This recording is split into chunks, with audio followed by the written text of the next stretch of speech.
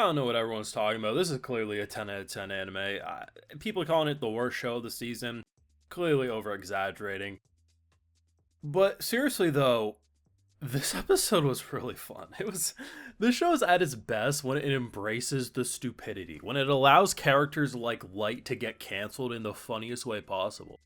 Because there's this like little trial, and it just reinforces how much the head sister, the nun lady, has influence, because she's out here saying, you guys are done, I'm disbanding your party, and no one can say otherwise, seemingly. And our boy, who's been on bed rest for a couple of days, been passed out, knocked out, got bored out of his mind, can't say about blame him, like he doesn't have a TV or anything, he's literally just laying in a bed with a flat looking pillow, like yeah, who wouldn't be getting a little restless? Barges in being like, I'm ready for my praise, as everyone Pikachu faces and says, buddy, you have no idea what you just walked into. There was something so comedy gold about that moment, because from his point of view, yeah, it does kind of look like you're being summoned to get praise because you did defeat a giant evil looking dragon, like you probably are going to have a parade thrown in your honor, only for him to be completely blindsided and have no idea that no, like they don't like you guys. That shit was funny, man. And honestly, I kind of like when they commit to him being more dumb, because there's this element that they kind of bounce him around. Over the 5 episodes, we've had him be a little more serious, kind of stereotypical hero fantasy insert bullshit, and he's not really that exciting when he's like that. But when he's smashing a man's face in with a broom, or he barges in and has no damn idea that they're talking mad shit about them, that's when he's at his best. And the fact that she was able to bullshit so well that, like, the whole reason they're getting canceled is because he smashed a man's face in with a broom. Like, that's perfection. I need more of that. And hell, if you're in it for the plot, I mean, there was quite a few ladies with plot in this episode, so this episode's got a bit of everything for everyone. But yeah, I think definitely the sillier the show is, the more entertaining it is, and the more strict it is, I guess, or more like, yes, this actually is stern importance, the more boring it is. So let's just hope they keep on smashing people's face in with a broom. That'd just be swell. Of course, if you want to support my work, see my full thoughts on these episodes, we got the Patreon, where we got full live reactions available exclusively over there. So, between last week and this week, much better than the show's been. I still think the funniest thing, period, we've seen is a man break a man's face with a broom, because that's just gold. We're in the process of getting him a new sword. I pray that whatever sword he ends up getting is not going to be, anything other than a normal looking sword, because goddamn, they had trouble keeping his first sword consistent in the art department. If he actually ends up with a very complex looking sword, one frame to the next he's gonna have a pencil, and then he's gonna have like a what the hell am I looking at twist and turn.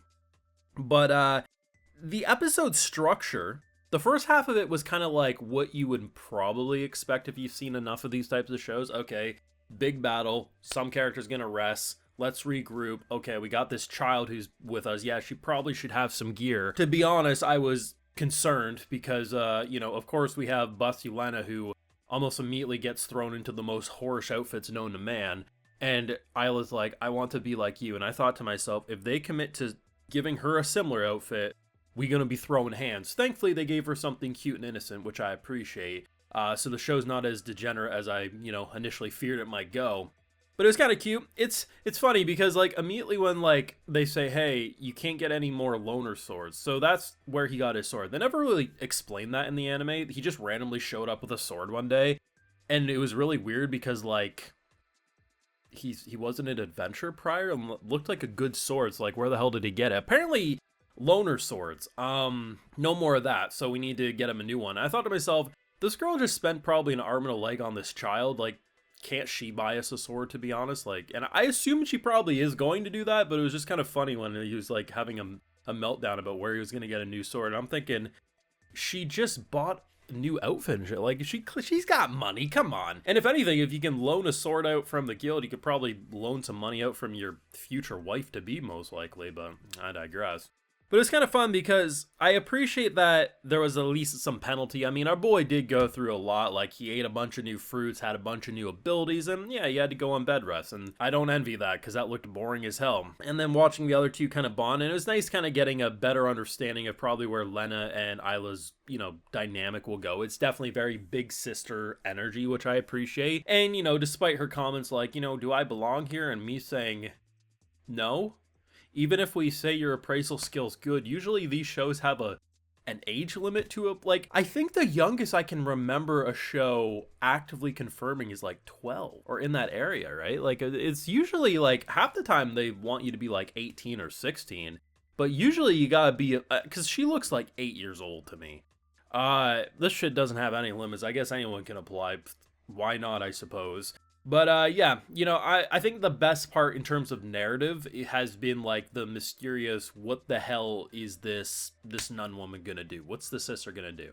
And this episode confirmed she's got some mad influence in this world, and it's funny, but if anything, it's actually pretty frightening how she can go from, I'm disbanding your group, you guys are nothing, because I say so, no one can overstep her, to, you know, I'll let you be for now, which is not good. She read our boy, she analyzed our boy, and very clearly, yeah, she knows who he is now, which I thought she already did, but maybe, I don't know, maybe she was looking more from a side profile rather than, you know, front one, but either way, she's gonna be up to some bullshit. That is for damn sure. And whatever she read most likely gave a indication of how to use him for whatever nefarious thing she wants to do, so I guess we'll see where that goes. But either way, like, this was a really good episode. It was fun. Like, I'm not saying it's some 10 out of 10. Like, I look at the score that it has on my anime list, and it's averaging like a 6, and I think that's a perfectly fair score for a show like this. It hasn't crashed and burned production style. Like, something like this I assumed would have looked closer to the Newgate than anything, but no, the show's remaining fairly consistent for what it's trying. The show is absolutely at its best when it's silly. But if you do look at, say, last week, I did very much enjoy last week, and it was a lot more serious of an episode, but I just thought it was more structured, it had more thought to it, and just in general, if I look at scenes like the Broom Smack, this episode, or last week's Dragon Fight, if that can be, like, the main thing we focus on, I'm gonna have a good time. I still think this is the worst show I'm watching this season. Apparently that triggers some people. Had one person very upset because, how dare you say something can be the worst? It's their hard work. Bitch, this ain't Disneyland. I'm not gonna say everything is equal. Some things are gonna be better than other things.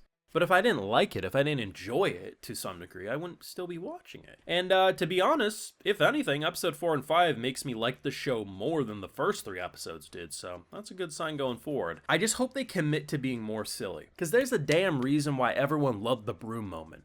And the fact that they came back to the Broom moment to get his ass canceled is just fantastic. We need more. Don't give him a cool sword, give him the dumbest looking sword. I don't care if it dips in production. I need to see this man break more faces with a broom. Please and thank you. Let me know your thoughts down below. Leave a like if you enjoyed, subscribe if you're new around, of course ring that bell, and like I mentioned, full live reactions over on Patreon, and hey, while you're over there, I'll also give you a video shout out. Alright, so today we got Ryuki, Jonathan Bromlow, Rerun, Ben Liu, DJ Samuel, Taco Tuesday, and we also have Benjamin Henderson. So I appreciate the support, everyone. Please take care. Y'all have a good one.